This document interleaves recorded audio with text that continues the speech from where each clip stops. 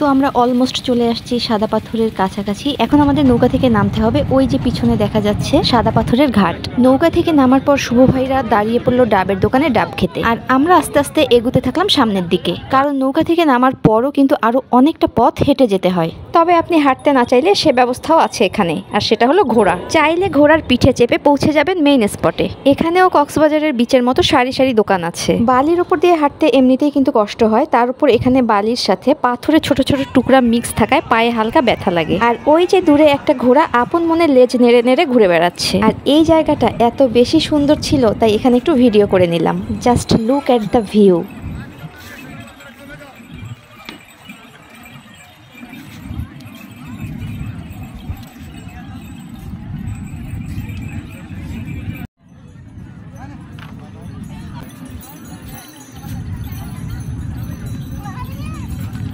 তো চারপাশের অসাধারণ ভিউ এনজয় করতে করতে হেঁটে হেঁটে আমরা চলে আসলাম সাদা পাথরের সেই কাঙ্ক্ষিত জায়গাটায়, যেখানে শুধু পাথর আর পাথর, আর বেশিরভাগই কিন্তু সাদা পাথর। এই জন্যই মনে হয় এই জায়গাটার নাম সাদা পাথর। তো আজকের সানসেট আমরা উপভোগ করব সাদা পাথর থেকে। এখানে লোকজনের ভিড় ছিল মোটামুটি, খুব বেশি ছিল না আবার খুব কমও ছিল না।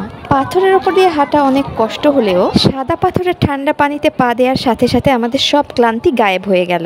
আমরা গিয়েছিলাম বেশ কিছুদিন আগে, আর তখন সাদা পাথরে খুব বেশি পানি ছিল না। তো আমরা পানির মধ্য দিয়ে হেঁটে এপার থেকে ওপারে যাচ্ছিলাম, তবে খুব সাবধানে পা ফেলতে হবে, কারণ কিছু পাথর কিন্তু আলগা থাকে আর পাথরগুলো একটু পিচ্ছিল ছিল। তো আমরা দুজন শক্ত করে হাত ধরে খুব সাবধানে আস্তে আস্তে এগুচ্ছিলাম, যেখানটায় মানুষজনের ভিড় একটু কম। তো আজকের মতো এ পর্যন্তই, আর দেখা হবে নেক্সট ভ্লগে।